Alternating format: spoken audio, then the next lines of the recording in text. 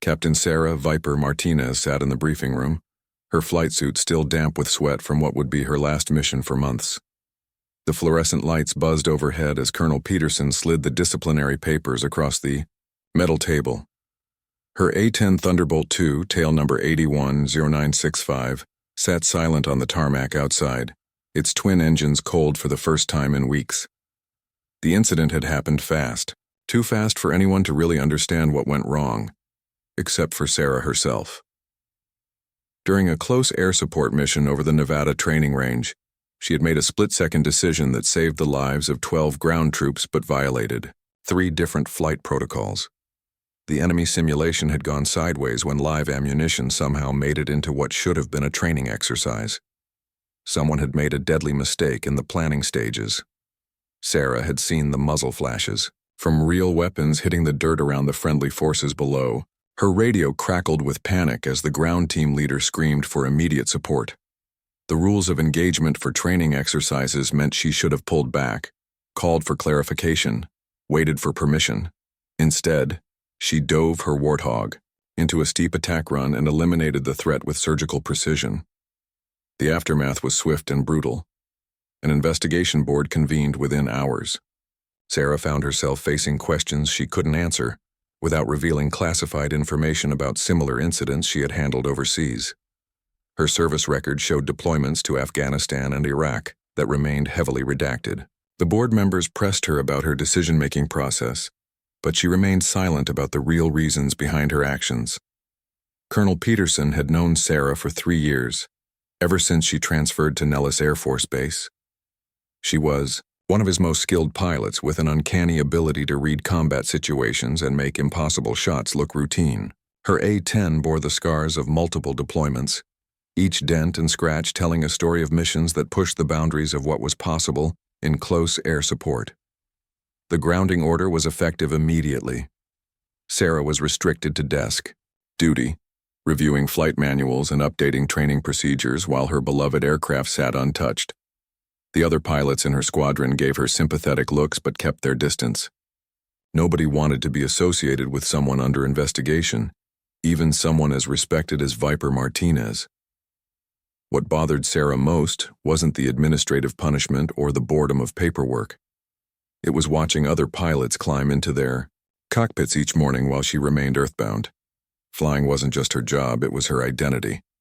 The A-10 had been her companion through some of the darkest moments of her military career, and now she was separated from it by red tape and bureaucracy. The base continued its daily operations around her.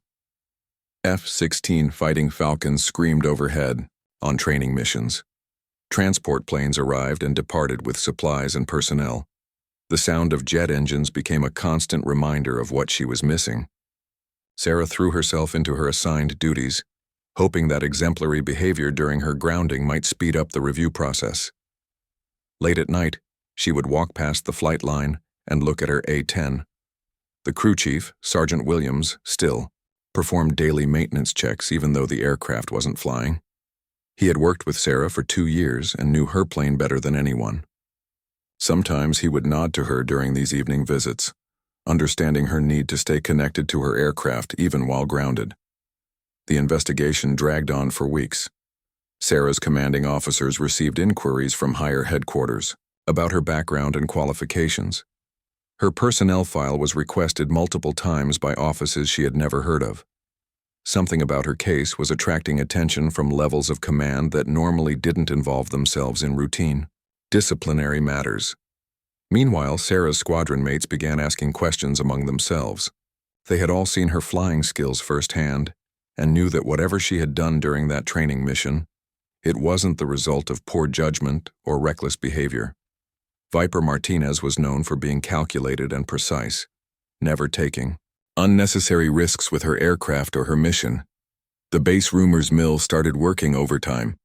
Some people whispered that Sarah's grounding was connected to her previous deployments. Others suggested that the training incident had been more serious than officially reported. A few pilots who had flown with her overseas hinted that there were aspects of her service record that couldn't be discussed in normal conversations. As the days turned into weeks, Sarah noticed that certain personnel on base began treating her differently. Not with suspicion or hostility, but with a kind of deference that seemed out of place for someone under disciplinary action. Security personnel would nod respectfully when she passed. Senior officers who had never spoken to her before would acknowledge her in the hallways. The mystery deepened when Sarah discovered that her A-10 was receiving special attention from maintenance crews. Instead of the routine care given to grounded aircraft, her plane was being maintained as if it might be called into action at any moment. New parts were installed, systems were upgraded, and the aircraft was kept in perfect flying condition despite having no scheduled missions. Sarah's frustration grew with each passing day. She had always been direct and honest in her military service, but now she found herself surrounded by secrets and unspoken questions. The investigation into her actions during the training exercise seemed to be expanding into areas that had nothing to do with that single incident. One evening, while reviewing training materials in her temporary office, Sarah noticed a pattern in the flight schedules. Several F-16 pilots who normally flew regular training missions had been assigned to special duty flights that weren't listed in the standard operational reports. These same pilots had been asking casual questions about her A-10's tail number, as if the digits 810965 held some significance beyond aircraft identification. The pieces of a larger puzzle were beginning to emerge, but Sarah couldn't see the complete picture. All she knew was that her grounding was connected to something much more complex than a training exercise gone wrong. Her A-10 sat waiting on the flight line, and somewhere in the chain of command, people were making decisions about her future based on information she wasn't allowed to access. Major Jake Falcon Thompson walked into the F-16 squadron ready room at 0600, coffee in hand and mission briefing folders tucked under his arm. The morning sun cast long shadows across Nellis Air Force Base as his pilots filtered in for their daily operations meeting.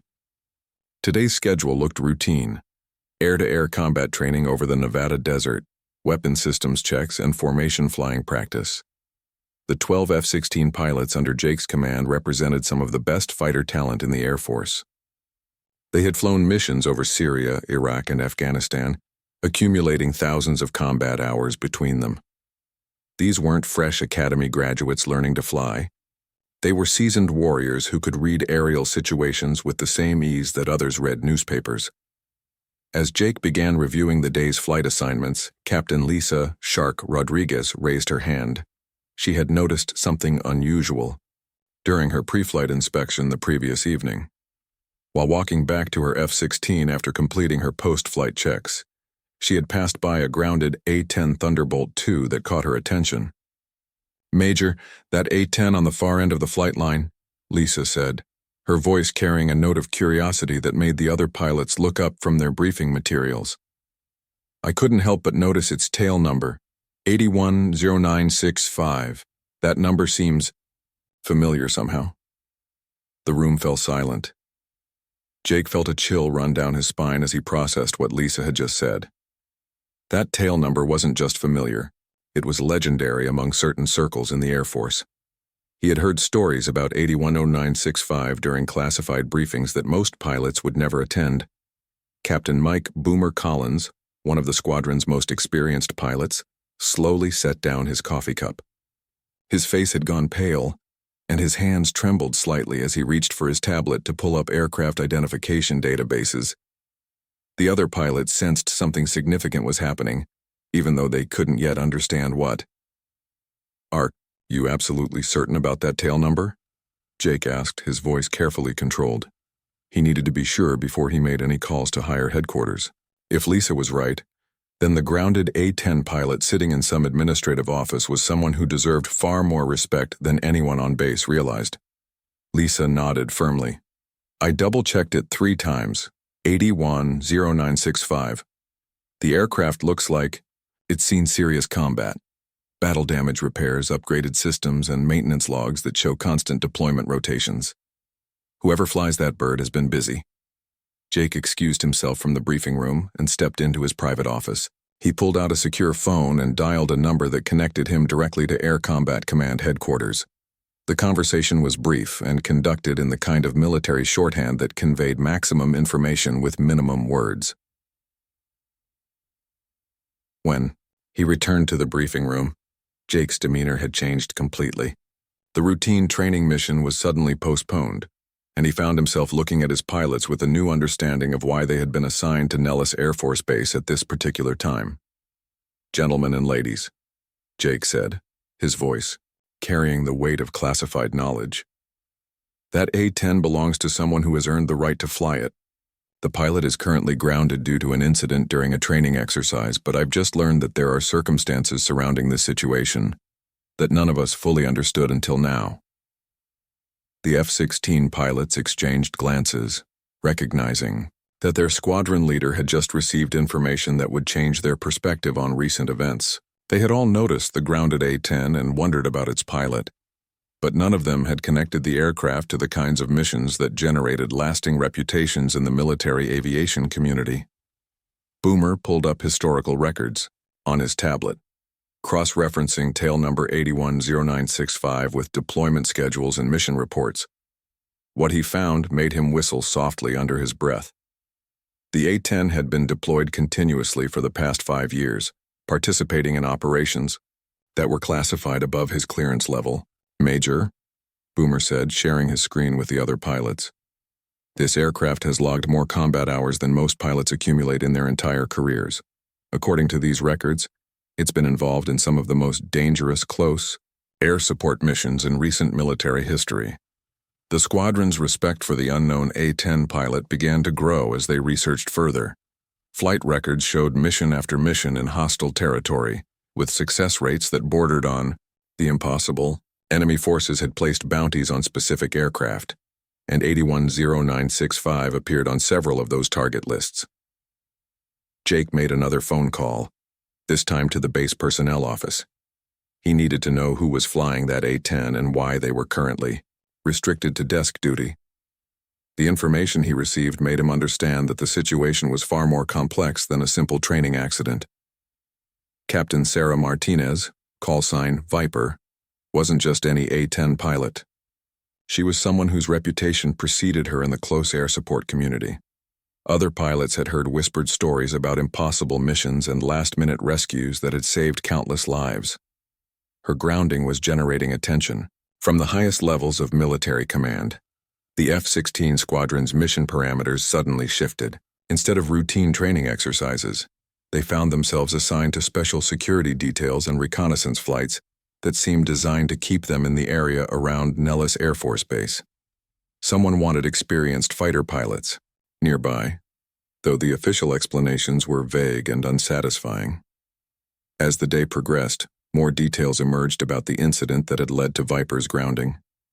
The training exercise had been compromised by unknown factors, and her response had prevented casualties among friendly forces.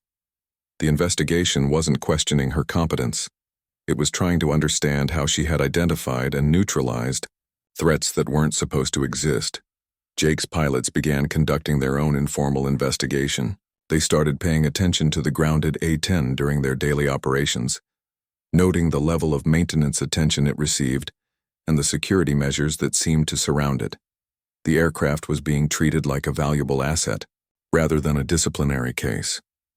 The squadron's intelligence officer, Captain Amanda Wizard Chen, discovered that multiple agencies were involved in reviewing the training incident. The FBI, CIA, and several military intelligence units had requested information about the exercise and the pilot who had disrupted it. This level of interest suggested that national security implications were involved. Word began spreading through the F-16 squadron that they were witnessing something unprecedented. A pilot with an extraordinary combat record had been grounded under circumstances that were attracting attention from the highest levels of government. The tail number 810965 was becoming a symbol of excellence and mystery within the military aviation community.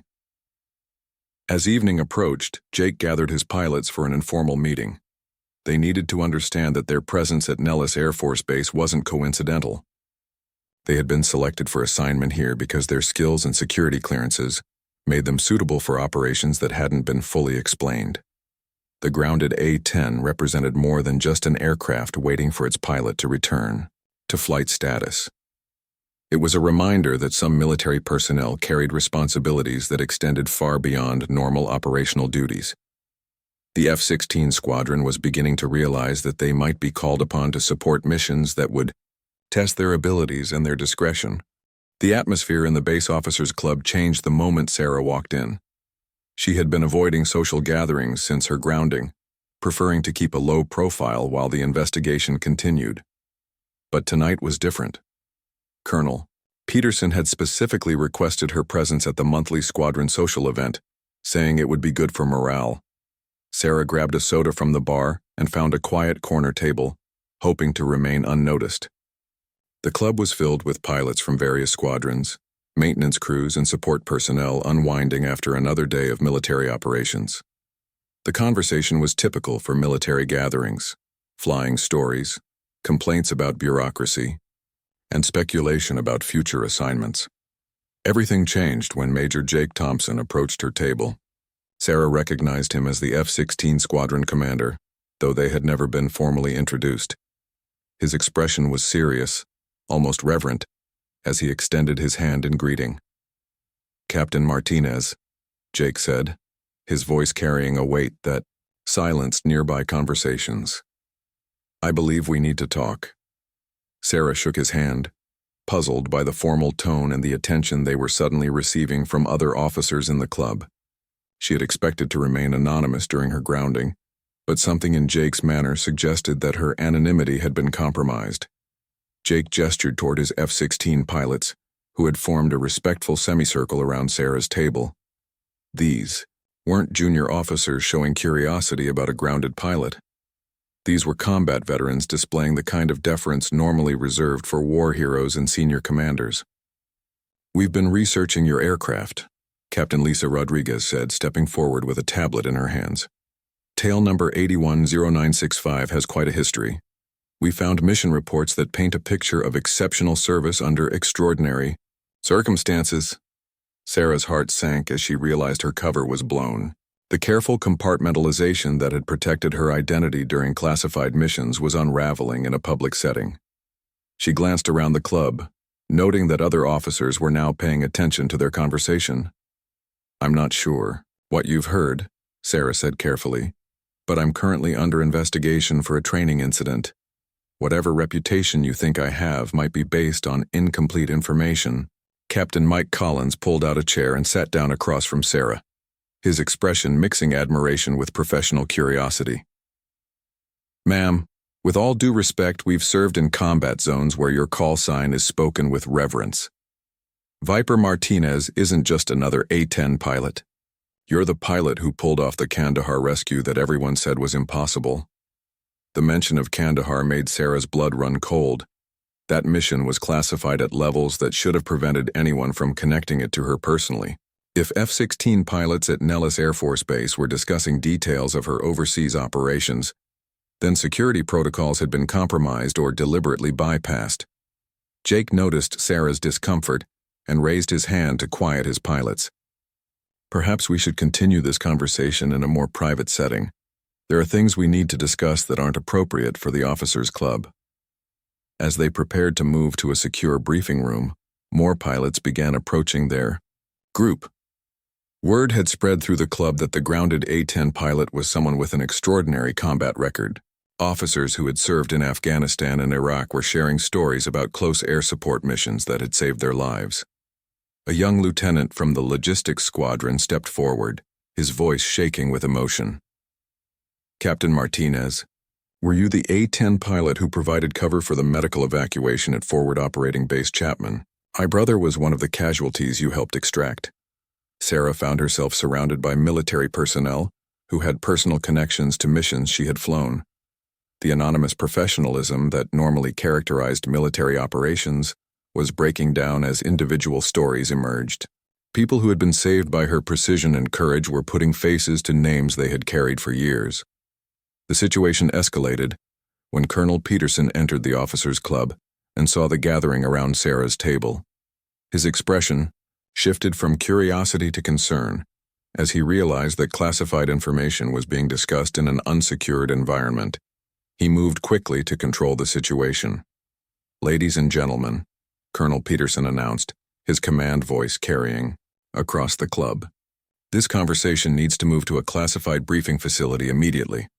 Captain Martinez, Major Thompson, please report to Conference Room Alpha with your personnel. The group relocated to a secure area where they could speak freely without compromising operational security. Once the room was locked and swept for surveillance devices, the true scope of Sarah's reputation became clear. The F-16 pilots had been asking questions about her for weeks, and their research had uncovered a pattern of exceptional service. Jake spread out deployment maps and mission summaries on the conference table. Captain, what we've discovered is that your A-10 has been involved in operations that most pilots never encounter. The success rate of your missions is statistically impossible unless you're operating with information and capabilities that aren't in the standard pilot training. Manuel. Sarah looked at the assembled officers, realizing that her grounding had attracted attention from people who understood the complexities of modern military operations. These weren't curious onlookers. They were professionals who recognized exceptional performance when they saw it. The training incident that led to your grounding, Captain Rodriguez said, consulting her notes, involved enemy contact that wasn't supposed to exist. According to the official reports, you identified and neutralized threats using tactics that suggested prior knowledge of the situation. Colonel Peterson nodded grimly. The investigation isn't questioning your competence, Captain. It's trying to understand how you knew things that weren't in the mission briefing. Your response was perfect, but it raised questions about information sources that go beyond normal intelligence channels. The room fell silent as the implications became clear. Sarah's grounding wasn't punishment for poor performance. It was protection while higher authorities determined whether her knowledge and skills posed security risks or opportunities. Her reputation for impossible missions had attracted attention from levels of command that operated in the shadows of military hierarchy. Jake leaned back in his chair, studying Sarah with new understanding. The F-16 squadron's assignment to Nellis wasn't coincidental, was it? Someone wanted experienced combat pilots in the area because they knew the situation might develop into something requiring special capabilities. Sarah realized that her attempts to maintain a low profile had failed completely. The military, aviation community was smaller than most people understood. An exceptional performance eventually attracted recognition from peers who valued skill over secrecy. Her grounding had become a catalyst for connections she had tried to avoid. The meeting continued late into the evening as the assembled officers shared information about missions, deployments, and operational experiences that painted a picture of military service extending beyond conventional boundaries. Sarah found herself among people who understood that some pilots carried responsibilities that couldn't be discussed in normal military contexts. As they prepared to leave the briefing room, Colonel Peterson addressed the group with unusual seriousness. Everything discussed here tonight is classified. Captain Martinez's situation involves national security considerations that extend beyond this base. Your squadron assignments may change based on developments in her case. Sarah woke up at 400 to find a sealed envelope slipped under her dormitory door. The message inside was brief and written in the kind of military shorthand that conveyed urgency without providing details. She was to report to Hangar A-10 immediately, wearing flight gear and prepared for an indefinite mission duration. Hangar A-10 was located in a restricted section of Nellis Air Force Base that required special clearances to access.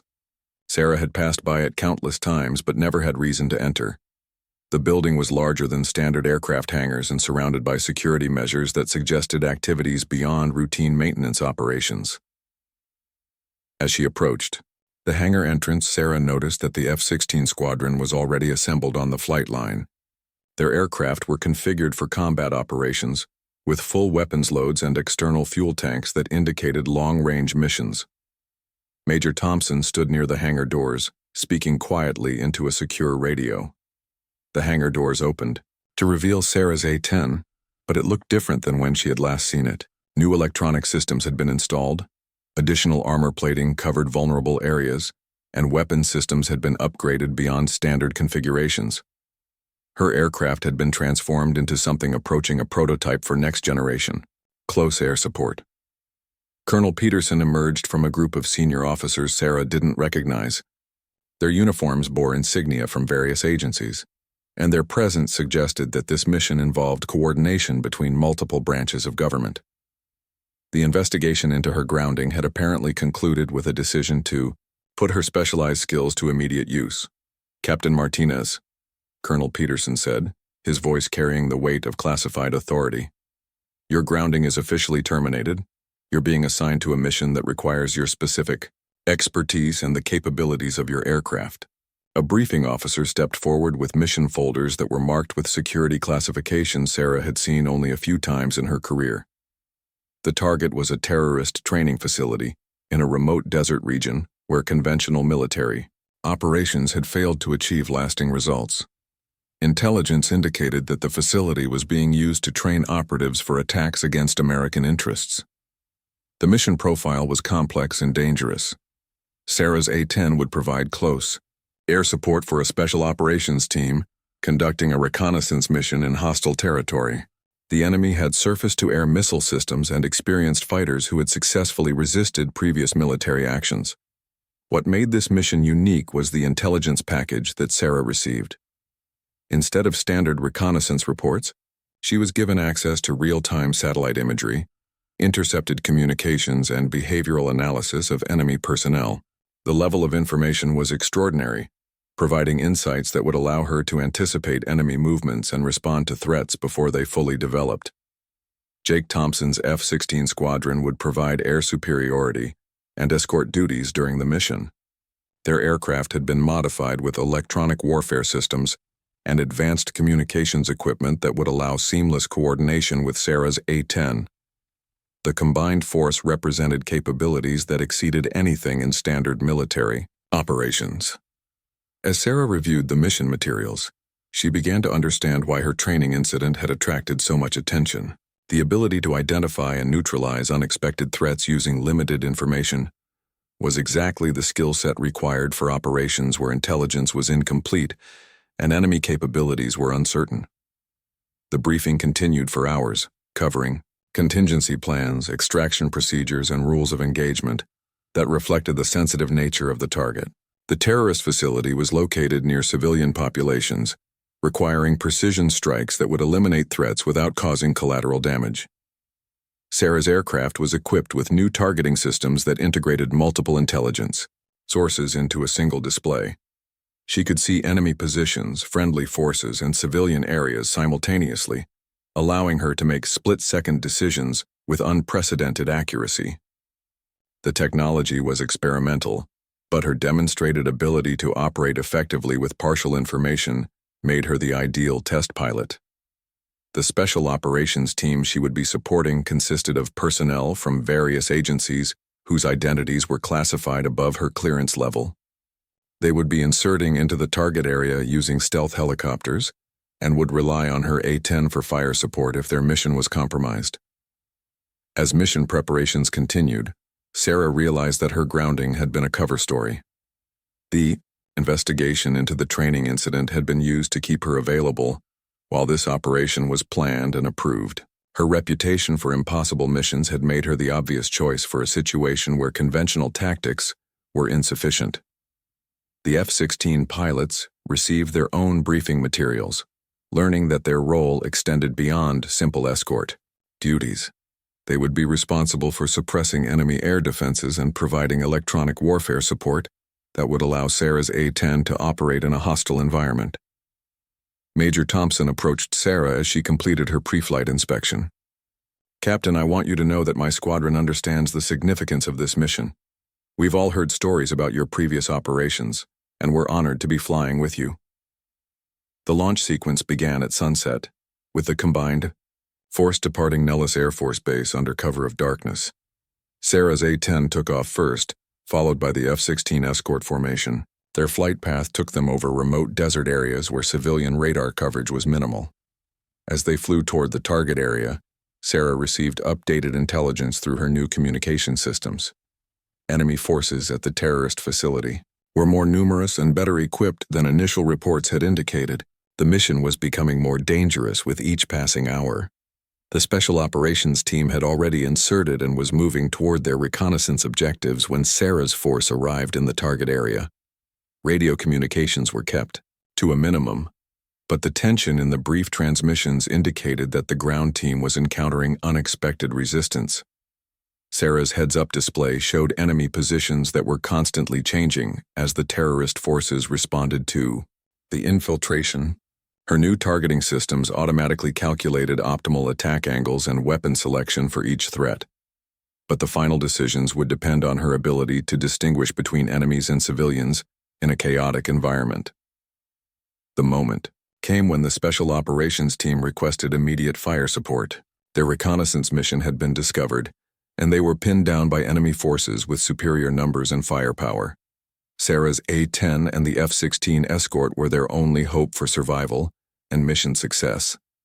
As Sarah began her attack, run, she realized that this mission would test every skill she had developed during years of combat operations.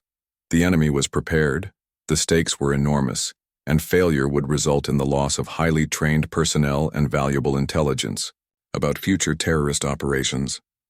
The desert landscape below Sarah's A-10 erupted in muzzle flashes as enemy forces engaged the surrounded Special Operations Team. Her targeting display showed 12 friendly personnel trapped in a rocky outcrop, facing overwhelming odds from terrorist fighters who had turned their training facility into a fortress. "Viper, this is Ghost Leader," came the urgent radio call from the ground team commander. "We are taking heavy fire from multiple positions. Need immediate close air support on enemy compound 200 meters north of our position. Danger close? Repeat, danger close." Sarah's new targeting systems immediately highlighted the enemy positions, but the situation was more complex than standard close air support missions. Civilians were scattered throughout the area, some possibly held as hostages, others potentially serving as human shields for the terrorist forces. The F-16 escort formation had already engaged enemy air defense systems, with Major Thompson's aircraft destroying 2 surface-to-air missile sites using precision-guided weapons. The remaining F-16s maintained a protective screen around Sarah's A-10 while suppressing additional threats that emerged from hidden positions. "Ghost Leader Viper," Sarah responded, her voice calm despite the chaos below. "I have visual on your position and enemy concentrations. Beginning attack, run on primary targets. Keep your heads down." Sarah rolled her A-10 into a steep dive, the aircraft's armored hull designed to withstand the ground fire that immediately erupted from enemy positions. Her 30mm cannon began its distinctive roar, sending depleted uranium rounds into terrorist fighting positions with surgical precision. The experimental targeting system worked flawlessly, highlighting enemy combatants while marking civilian locations in red to prevent accidental engagement. Sarah's years of combat experience allowed her to interpret the display instantly, adjusting her attack angle to maximize effectiveness while minimizing collateral damage. Enemy fighters scattered as Sarah's first pass destroyed their primary weapons positions, but they quickly regrouped in secondary locations that had been prepared for exactly this type of attack. The terrorist facility had been designed to withstand air assault, with underground bunkers and concealed firing positions that provided protection from conventional weapons. "Viper, Ghost Leader," the ground team commander called again. "Good. Hits on target. Enemy forces regrouping in bunker complex east of compound. We cannot advance without air support on those positions." Sarah pulled her A-10 into a climbing turn, assessing the tactical situation while her aircraft systems analyzed enemy defensive patterns. The bunker complex was heavily fortified and positioned to cover multiple approaches to the terrorist facility. Standard weapons would be ineffective against the reinforced positions. Major Thompson's F-16 squadron was engaging enemy reinforcements arriving from outside the immediate target area. Additional terrorist forces were converging on the battlefield, turning what should have been a reconnaissance mission into a major combat operation. "Falcon Leader, Viper," Sarah called to Thompson. "I need 2 of your aircraft to suppress enemy positions on the ridgeline while I make my run on the bunker complex. Those positions have clear fields of fire on our ground team." "Copy, Viper," Thompson responded immediately. "Falcon 3 and 4, engage targets on ridgeline. All other aircraft maintain perimeter security." Sarah's second attack run required a different approach. The bunker complex was partially underground and protected by natural rock formations that deflected conventional weapons. Her A-10 carried specialized munitions designed for exactly this type of target, but using them would require flying through a gauntlet of enemy fire. As she approached the target, Sarah's aircraft took multiple hits from small arms fire and rocket-propelled Grenades. The A-10's legendary durability allowed her to continue the attack despite damage that would have disabled other aircraft. Warning lights illuminated her cockpit, but all critical systems remained operational. The bunker-busting munitions found their mark with devastating effect. Underground explosions collapsed enemy fighting positions and eliminated the coordinated defensive fire that had pinned down the Special Operations Team. Secondary explosions suggested that the terrorists had been storing significant ammunition and weapons in the underground facility. "Outstanding work, Viper," Ghost Leader called as his team began advancing toward their objectives. "Enemy resistance is collapsing. We are moving to secure intelligence materials from the main compound." But the mission was far from over. Sarah's aircraft systems detected additional enemy forces approaching from multiple directions, including vehicles that appeared to be carrying heavier weapons than the terrorists had displayed initially. The situation was escalating beyond the scope of the original reconnaissance mission. "All aircraft, this is Viper," Sarah announced over the tactical frequency. "I'm seeing significant enemy reinforcements converging on our position. This is looking more like a major terrorist stronghold than a training facility." The intelligence update changed the entire mission profile. Instead of supporting a quick reconnaissance operation, Sarah and the F-16 squadron found themselves providing air support for what had become a sustained battle against well-organized enemy forces. Major Thompson's formation engaged the approaching reinforcements while Sarah continued to provide close air support for the ground team. The coordination between aircraft was seamless, with each pilot understanding their role in the complex tactical situation. Sarah's damaged A-10 continued to perform despite losing hydraulic fluid and having multiple systems operating in backup modes. Her training and experience with battle-damaged aircraft allowed her to compensate for degraded performance while maintaining mission effectiveness. The Special Operations Team reached the main terrorist compound and began securing intelligence, materials that would provide crucial information about planned attacks against American targets. However, their extraction required continued air support as enemy forces launched desperate counterattacks to prevent the loss of their facility. "Ghost Leader Viper," Sarah called as she completed another attack run. "What's your status on primary objectives? My aircraft is taking damage, but I can continue providing support for your extraction." "Viper, Ghost Leader, we have secured primary intelligence targets and are preparing for extraction. Estimate 10 more minutes to complete mission objectives." Sarah assessed her aircraft's condition and determined that she could continue operations for the required time, despite the accumulating battle damage. Her A-10 had been designed to survive in hostile environments, and tonight it was proving the wisdom of that engineering approach. The extraction phase would be the most dangerous part of the mission, as enemy forces would concentrate their remaining strength in an attempt to prevent the Special Operations Team from escaping with captured intelligence. Sarah and the F-16 squadron would need to provide continuous air support during the vulnerable extraction process. The extraction helicopters arrived at dawn, their stealth configurations allowing them to approach the landing zone without detection by remaining enemy forces. Sarah's battle-damaged A-10 circled overhead, providing overwatch as the Special Operations Team prepared to depart with intelligence materials that would prevent multiple terrorist attacks on American soil. "Ghost Leader, this is Extract 1, the helicopter pilot called over the radio. "Landing zone is secure, ready to receive your personnel and materials." Sarah's aircraft was running on fumes and backup systems, but she maintained her protective orbit around the extraction site. Enemy forces had been scattered by the night's combat operations, but intelligence indicated that additional reinforcements were still approaching from distant locations. Major Thompson's F-16 squadron established a defensive perimeter around the extraction zone, while Sarah descended for one final attack run against enemy positions that could threaten the departing helicopters. Her 30mm cannon had limited ammunition remaining, but she made every round count in suppressing the last pockets of resistance. "Extract 1, Ghost Leader," came the call that everyone had been waiting for. "All personnel and materials secure. Departing landing zone now." The stealth helicopters lifted off and disappeared into the desert landscape, carrying intelligence that would save countless lives by preventing planned terrorist operations across multiple continents. Sarah pulled her damaged A-10 into a climbing turn, following the F-16 escort formation as they departed the target area.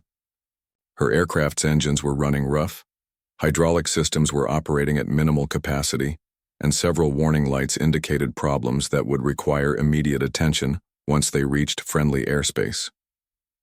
"Viper, Falcon Leader," Major Thompson called over the radio. "How's your bird holding up? We can provide assistance if you need to make an emergency landing." "Falcon Leader, Viper. She's hurt, but she's flying. This old girl has taken worse hits and made it home. We'll keep formation until we reach base."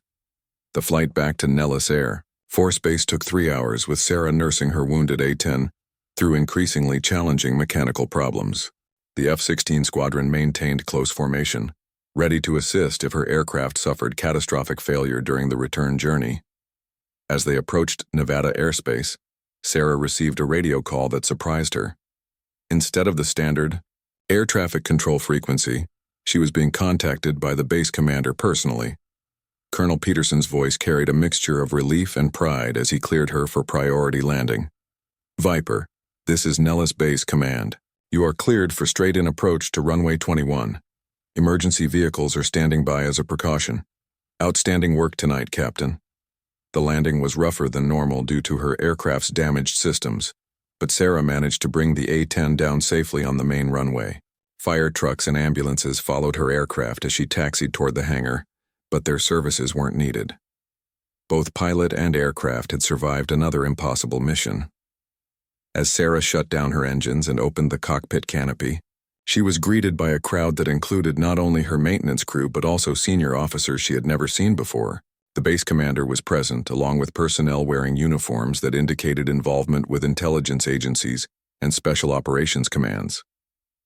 General Patricia Hayes, a 3-star general Sarah recognized from official photographs, but had never met, stepped forward as Sarah climbed down from her aircraft.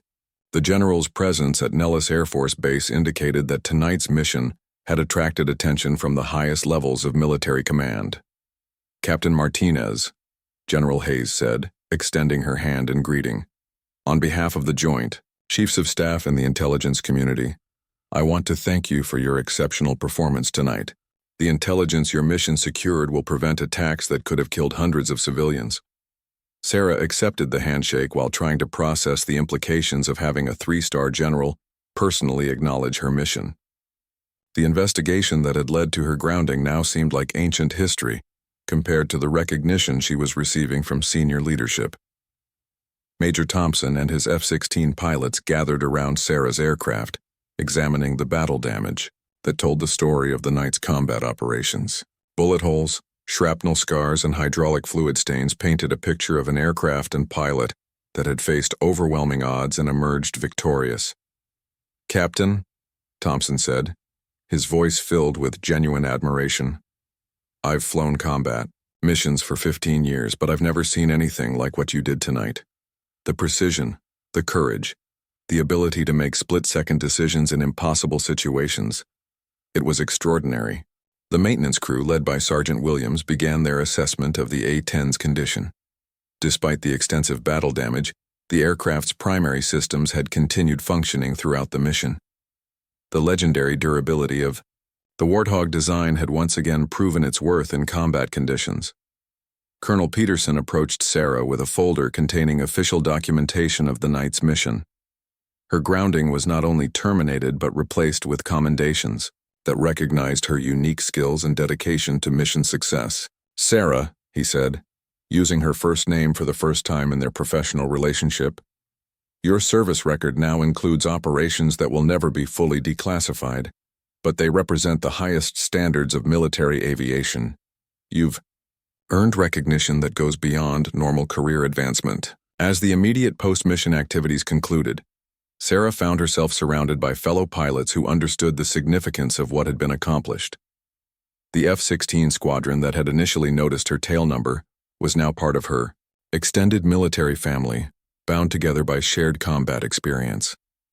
The weeks that followed brought changes to Sarah's career that reflected her proven abilities in specialized operations. Instead of returning to routine training flights, she was assigned to a classified unit that handled missions requiring exceptional pilot skills and discretion. Her A-10 was rebuilt with even more advanced systems, preparing it for future operations that would test the limits of close air support capabilities. The recognition she received wasn't limited to official military channels. Word of her achievements spread through the pilot community, adding to the legend that had begun with her previous deployments. Young pilots entering the A-10 program would hear stories about Viper Martinez and the impossible missions she had flown. But for Sarah, the most important recognition came from the knowledge that her skills and dedication had saved lives and protected national security. The grounding that had seemed like punishment had actually been preparation for a mission that required someone with her unique combination of experience, judgment, and courage. The F-16 pilots who had first noticed her tail number became permanent, parts of her operational unit, their respect having evolved into professional partnerships that would define their future service. Together, they represented capabilities that exceeded anything in conventional military aviation. As Sarah walked past her repaired A-10 on the flight line, she reflected on the journey that had brought her from administrative punishment to recognition as one of the military's most capable pilots. The aircraft bore new scars from the recent mission, but it also carried upgrades that would make it even more effective in future operations. The tail number 810965 had become more than aircraft identification. It was a symbol of excellence that inspired other pilots and reminded everyone who saw it that some military personnel carry responsibilities that extend far beyond normal duty requirements. Sarah's grounding had ended, but her legend was just beginning.